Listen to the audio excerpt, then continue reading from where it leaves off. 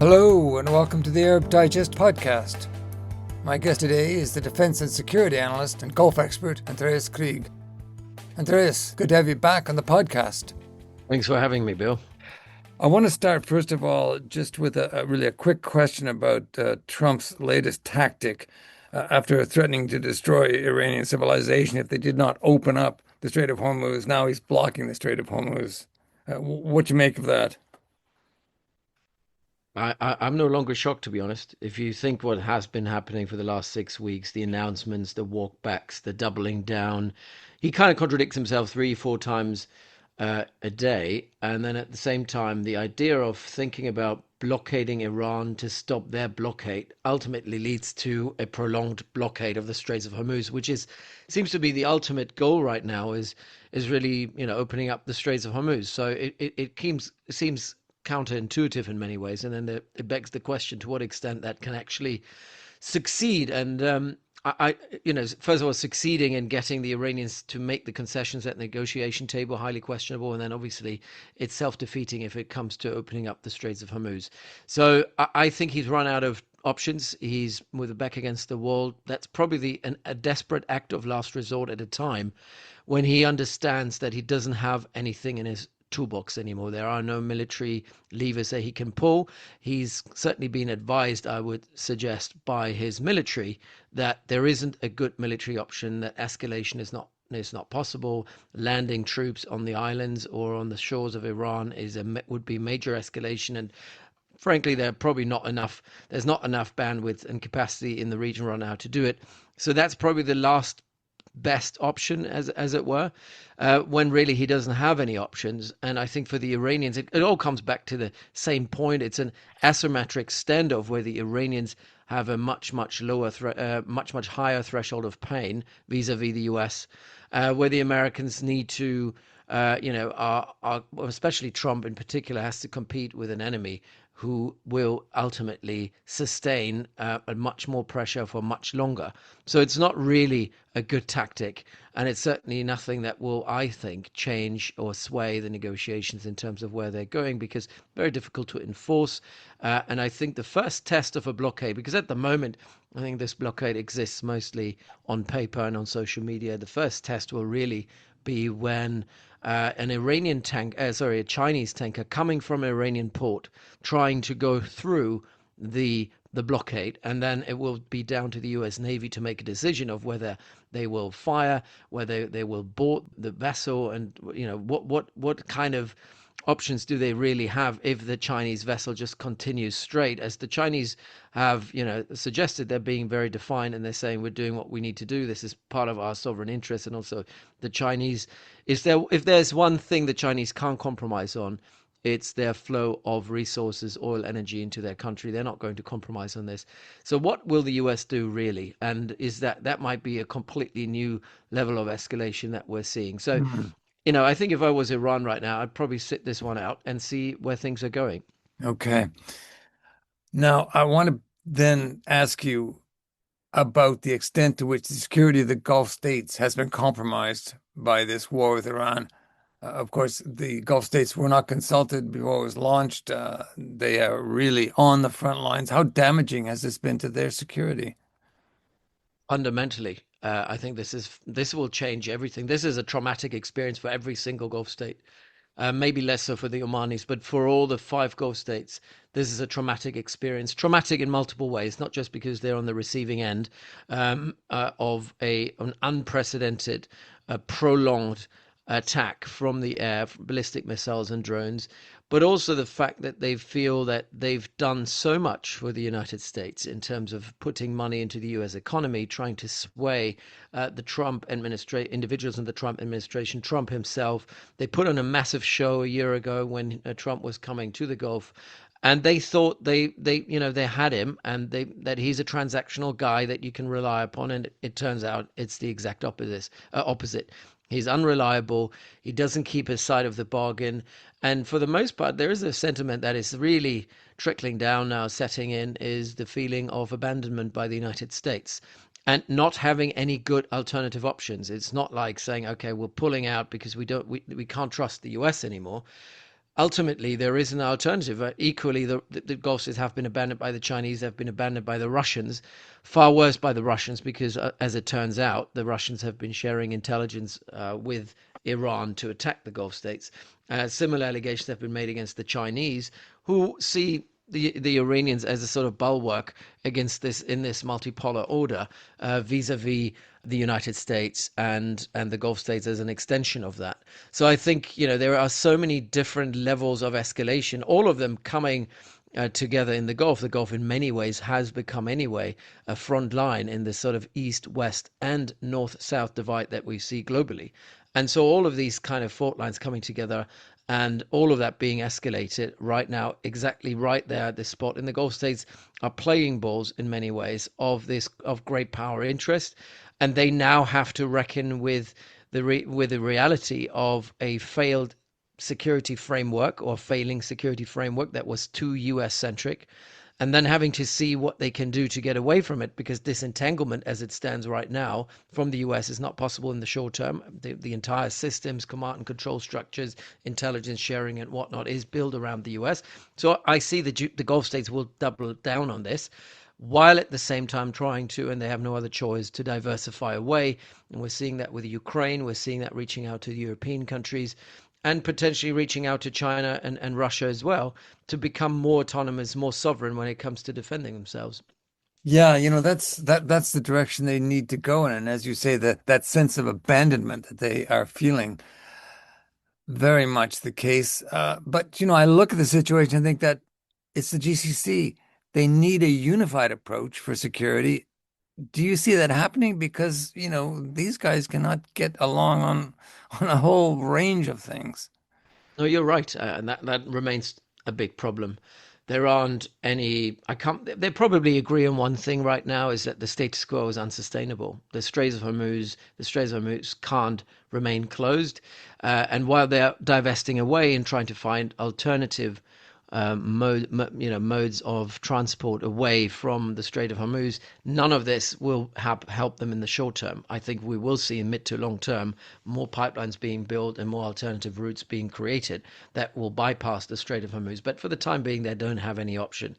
And so, against this backdrop, the only thing they really agree on is let's open up the Strait of Hormuz for now. How we do it, means and ways to be used to do it, that's where they really fundamentally disagree. I think we have a spectrum where the Omanis are on one end of the spectrum saying only engagement with Iran, the future is with Iran, being very belligerent and, almost anti-American in their messaging. On the other end of the spectrum, we've got the Emiratis, who are at least vocally, verbally on social media and also in terms of what they're writing, from a comms perspective, are saying we're doubling down on Israel and the United States because there's no alternative. But then, if you look at action activity, Khalid bin Mohammed bin Zayed's son, has traveled to China a couple of days ago. Another very important signal of saying, the UAE will not just side with the United States and just blindly follow, which is kind of part of the policy that they've pursued for a long period of time. And then you have different countries in between. The Saudis are, very, very, you know, feel alienated by by the activities and actions by the Iranians. They certainly going back to where they were before, seeing Iran as the major threat in the region. But at the same time, I'm saying we don't have any good military options. So what we need to do right now is kind of finding a diplomatic off ramp and helping the Pakistanis to build this, and helping the Americans, keeping the Americans engaged in a diplomatic off ramp. Qatar is always, mediator, trying to pursue a diplomatic approach, helping in the background with the Trump administration, keeping them on site as well, engaging with JD Vance. So I think the Qataris also, very much in the middle of it. They're not where the Omanis are, because also the Qataris have suffered severe damage. They're extremely disappointed. And also everyone you speak to in Qatar says quite clearly things have to fundamentally change in bilateral relations between Qatar and Iran. It will not go back to ex-ante relations as things were before the 28th of February. But then again, the Qataris are saying we're prisoners of that geography, so we have to maintain that relationship. The Kuwaitis on the other end of the spectrum, or in the middle of the spectrum, at the other end geographically of the Gulf, have alternatives in terms of supply chains. They could potentially run via Iraq and Syria, trying to build supply chains towards the Mediterranean. Not in the short term, obviously, but they have to. They also see themselves as being victimized by the Iranians, and so there is a sentiment of Iran is a threat. But how can we deal with it? Is it through military confrontation? Is it through engagement? I think there is. I think more countries are pivoting towards a Saudi position, classifying the Iranians as a threat, but keeping channels open and building a pan Gulf sort of security framework. I would say though that the Emiratis are not part of it, and I'm not sure that the Omanis are part of it. But certainly Qatar and Saudi, I think, are the sort of backbone in this. And there's been a lot of back and forth and a lot of coordination between Riyadh and Doha over how to manage security moving forward.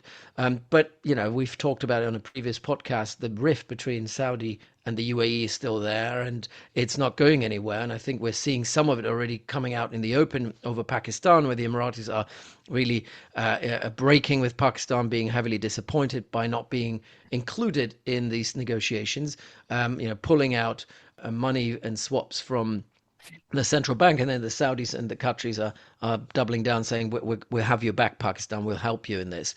So it seems like again the Emiratis are the odd ones out in the Gulf. The Omanis are slightly the odd ones out because they're too neutral, have too much of a friendly relationship with the Iranians.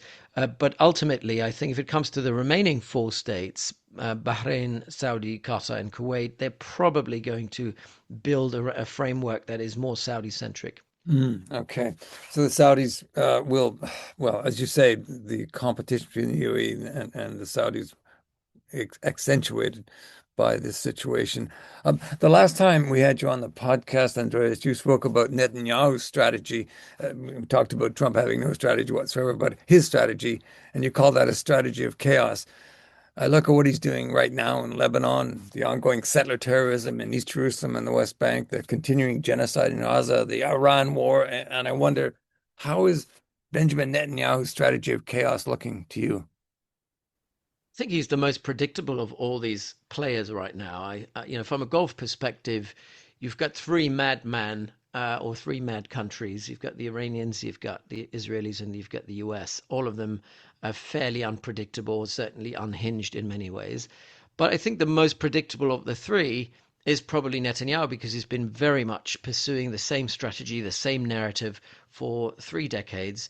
And it's one of force centric, it's a force centric approach. It's military force and power over anything else. He has never really considered any real off ramps. He's a man who is really interested in, if at best, at tactical sort of diplomatic solutions, but not strategic ones. The mowing the lawn strategy, which is about spreading chaos and keeping every country around Israel in a permanent state of limbo where you can dictate the terms and where you can interfere and escalate as it wants to. We've seen that in Lebanon, obviously happening in Lebanon right now, but they'll probably try to do the same in Iran. Any sort of agreement with Iran should have a back door where Israel can strike as they please, when they please, without being stopped by the Americans or anyone else. So for Netanyahu, trying to keep keeping himself out of court and out of the trial, he needs a conflict to continue, and he's got multiple fronts to play with. And as he does, he is quite happy with a chaotic situation that keeps the Israelis in a permanent war.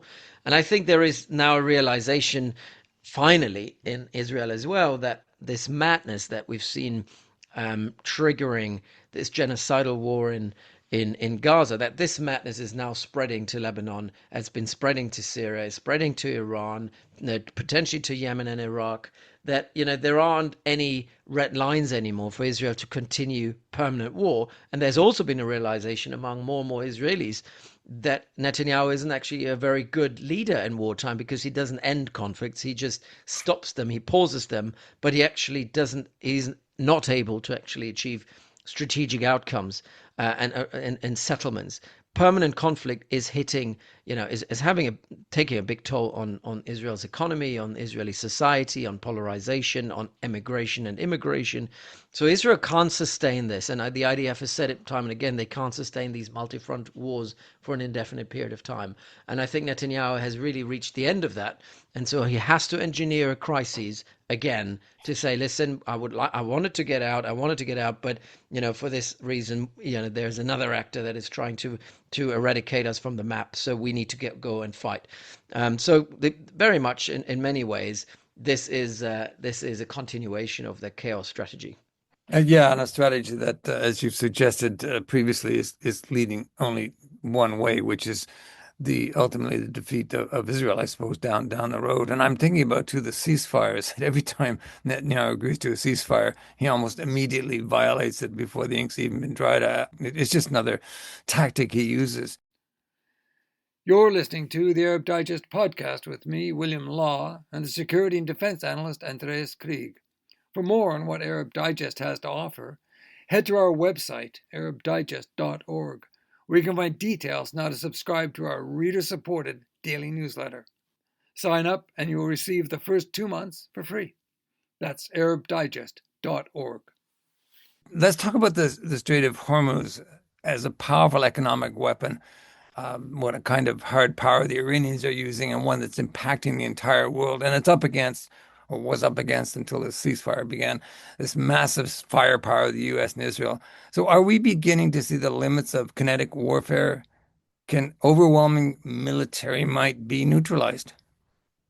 Yes, it can, but this is not a new thing. Small actors have won wars against much bigger actors throughout history. There've always been means of asymmetric warfare, whether kinetic warfare or non-kinetic warfare, that were able to win the day. And more than winning the day, they usually win the war despite losing the battle. And so this is the same thing all over again. The idea of, as Kissinger was saying, it's these kind of non-state actors in Vietnam, or these weaker actors, all they need to do is survive to win. As long as they're not losing, they're winning. And for the US, they have to win in order not to lose. That is still true when it comes to Iran. For me, the IRGC is a militia that operates like a militia, but it has a state and a massive economy behind it. But they operate like a militia, and hence they have this massive, very, very high threshold of pain, and are set up to sustain pressure indefinitely. And in many ways, the using the Straits of Hormuz, this deterrent that has always been in the room, we knew about it, but them activating it now, they're basically showing to the world that it is working, and there is very little that the international community can do without completely destroying the world economy.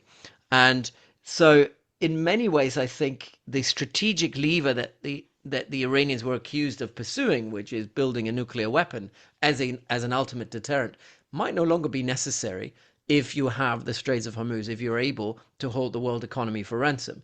And if the Iranians don't want to change their posture, if they decide they keep the status quo with the Straits of Hormuz, there is very little we can do as the international community, that the US can do, to bomb the Iranians into submission and make them change their will. And that's the problem. That's what we're seeing right now. And it's an asymmetric tactic. It's one that ultimately will wreck the Iranian economy as well. I mean, it's not like they're completely beyond any pain, but it's not the pain necessarily that the IRGC will be the pain that the Iranian people and the Iranian economy will feel. And so they're set up to sustain this for an indefinite period of time.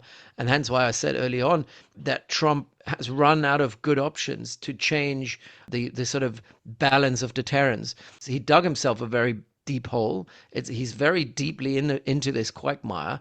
And if he really, really wants out, he will have to compromise. And I hope that the Iranians, because that's the other problem, is that the Iranians are willing to compromise, because they're obviously now a regime that is highly decentralized, with internal friction between hardliners and even harder hardliners. And some of them don't want to talk at all. They're saying we're powerful enough to sustain this indefinitely, and we really want to punish the Americans. This would be really, really bad. And hence why I think this blockade comes at a very, very problematic time and runs the risk of escalating beyond a point of return. Yeah, you wonder where this will go. As you said right at the top, Trump's unpredictability, his volatility, the fact that he is really running out of options, a desperate man in a desperate place, and also we could wonder about his mental competency at this stage. But one one of the madmen that is causing a great deal of anxiety and uncertainty. Um, in your book, Subversion, the strategic weaponization of narratives, you wrote about Hasbara, the Israeli propaganda machine, which has been very effective, it seems to me, in neutering response from Western governments, including the UK, in the atrocities that have been committed in the Gaza, Lebanon, and the occupied territories. But is it running out of road with the debacle of the Iran war, or is Hasbara really still a powerful, powerful weapon for the Israelis? Sbarro itself is more of the PR. It's the PR, the communications element of it, which cannot be seen in complete isolation from what the Israel lobby is doing in the UK and the US, which is not necessarily attached to Hasbara. They're using Hasbara narratives to advance their agenda, but I think it's a coercive, compulsive framework that keeps on, forcing and compelling policymakers and people in academia and in media to either look the other way or adopt a pro Israeli outlook.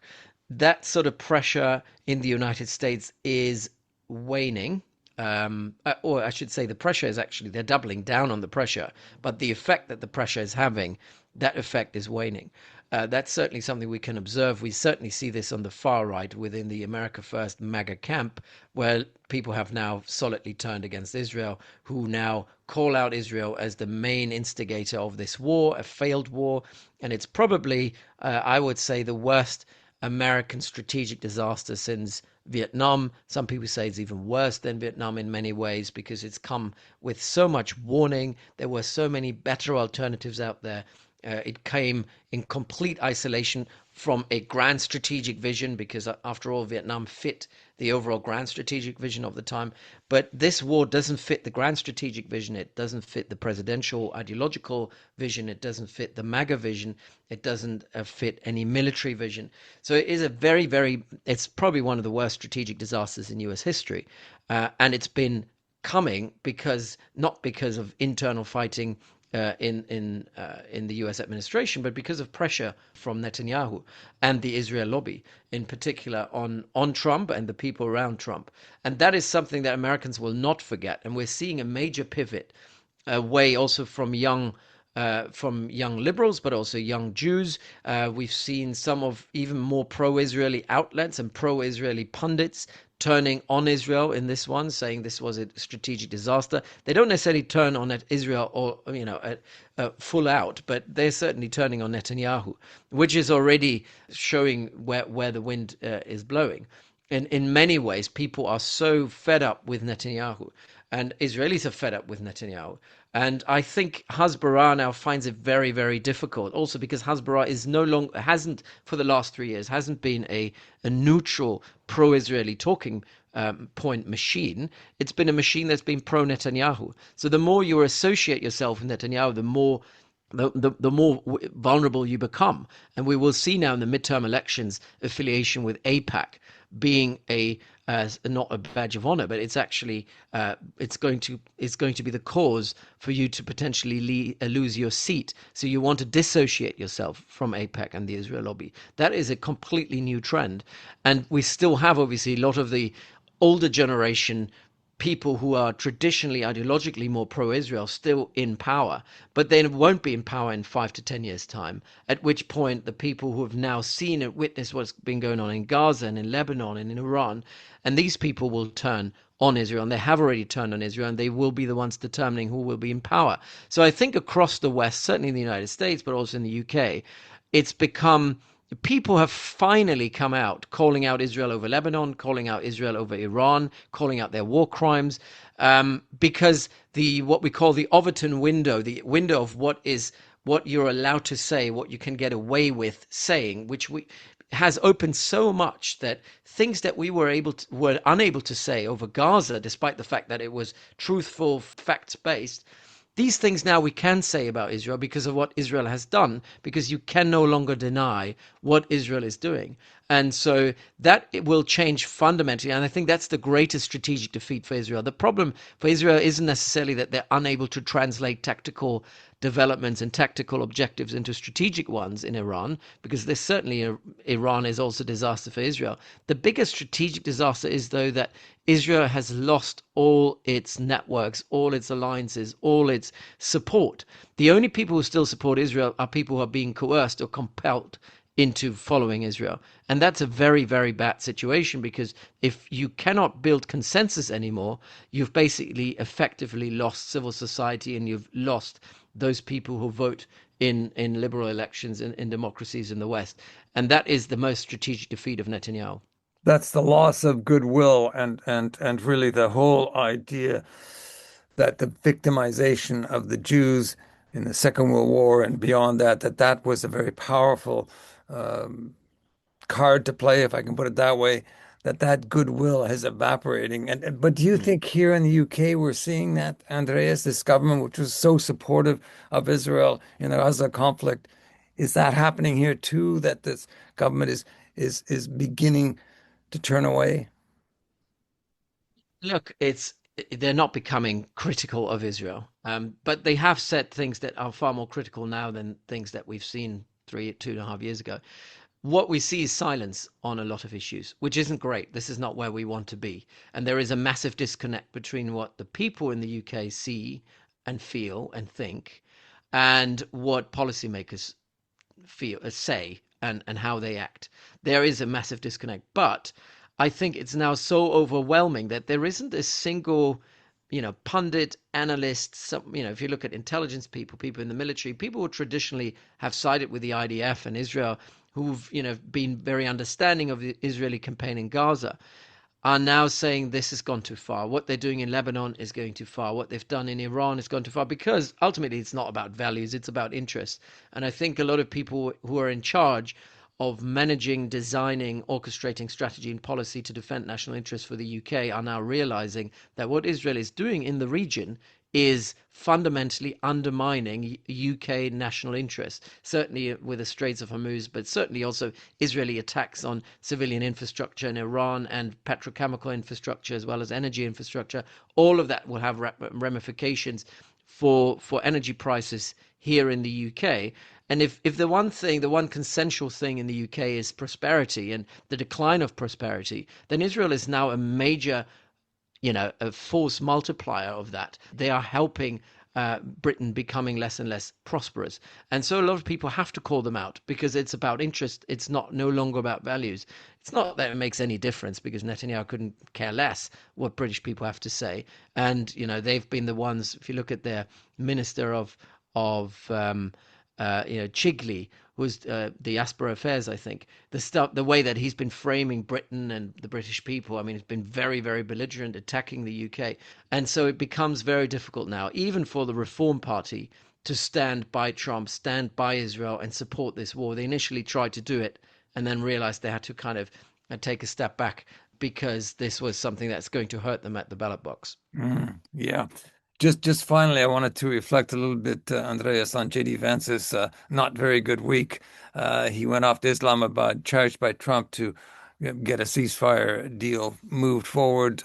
He had dropped in on Orban on the way over to support Orban, the Hungarian leader, and of course, his party was hammered. Orban lost very, very heavily, and then Trump, with this bizarre image that he put out of himself as Jesus Christ healing the sick. Vance having converted to Catholicism, having to find a way to support his boss, but also not to offend the Pope. God, of course, being the person who decides who's the Pope of the Roman Catholic Church. So J.D. Vance in a bit of a pickle this week. But um, do you see Vance in any way being able to navigate the United States towards a sensible withdrawal to give Trump some kind of an off ramp that he's not completely humiliated? Is Vance the one that could pull it out of the fire, so to speak? Well, it's early days. I mean, nobody should have come to Islamabad thinking that within 24 hours you will settle a 50-year-old conflict. That's not was never going to happen. I see this as a tactic more than anything, withdrawing, flying out, and saying, "Okay, that's it. We're not having a breakthrough." It's quite clear that there will be another round because war is not an alternative. There is no plan B. There's no real military options for either side, I think. So I'm not too I'm still hopeful and somewhat optimistic that there will be another round. For many years, I used to watch South Park in the 90s, and I feel in many ways what the US has become is a worse version of South Park in many ways. You know, the Trump fighting the Pope, Trump posting himself as Jesus. It's mad. And certainly he's unhinged. I think he's becoming what he always accused Biden to be. I mean, senile. He doesn't know necessarily what he's doing, what he's seeing. He can't tell between truth and fiction. But JD Vance in all of this, among the blind people, the one-eyed is a king. And JD Vance is someone who is still ideologically connected to the MAGA base. He's the only one within the cabinet who strongly opposed the war. He has not commented on the war for quite a long period of time, which had to do with the fact that he didn't support it, still doesn't support it. He's the one speaking to the Omanis and the Qataris directly and saying, look, I don't want this war to continue. We obviously can't pull out losing this war, but we're willing to make some concessions and some compromise. He is, though, the one who wants no enrichment. So on the nuclear file, he's really, creating and putting down really red lines. But on other issues, he seems to be able to compromise. If you compare him to Kushner and Witkoff, who are essentially just, they take their initiative and they take their orders from Donald Trump, J.D. Vance has a slight, teeny tiny bit of agency. And so hence why I think he can detach himself. Also because politically speaking, unlike Kushner and Witkoff, who will return to their real estate businesses after this, JD Vance is a politician. He wants to potentially stay in power and wants to become president, and that's his moment to do that. It's his moment to take a stance, to prepare the ground for the midterm elections, but also for 2028, and say, listen, this war will define the future of Trumpism. It will define the future of MAGA, the future of the GOP. And here's a man who can say, look, domestically speaking, I was always against it. On the record, there's nothing that suggests he was for it. While if you look at Rubio and you look at others, they're certainly being entangled in this war. So there is a big point to be made here that JD Vance can use this as a massive opportunity for him politically, and why I hope, and that's also why the Gulf states, particularly Oman and Qatar, are focusing on him, and why the Pakistanis are focusing on him. He is probably the best bet that the international community has among the blind people in Washington to help get us to a deal. It's not going to be easy, but it's certainly better than Witkoff, Kushner, and Trump himself. Okay, we'll leave it there, Andreas. Thanks. Thanks so much. Always a pleasure. My guest today on the Arab Digest podcast was the defense and security analyst, Andreas Krieg. Arab Digest is an independent voice on the Middle East and North Africa. No sponsors, no advertising. Our support comes only from our subscribers. For more information on subscriptions, if you sign up, we're offering 2 months free. Head to our website, arabdigest.org. We're following the Iran war and other developments in the Arab world with analysis and commentary from a team of Middle East experts you will not find anywhere else. Follow us on Facebook, X, and LinkedIn, and search our library of more than 300 podcasts on Apple Podcasts, Spotify, SoundCloud, or other platforms. I'm William Law, editor of the Arab Digest, essential reading, essential listening from independent sources.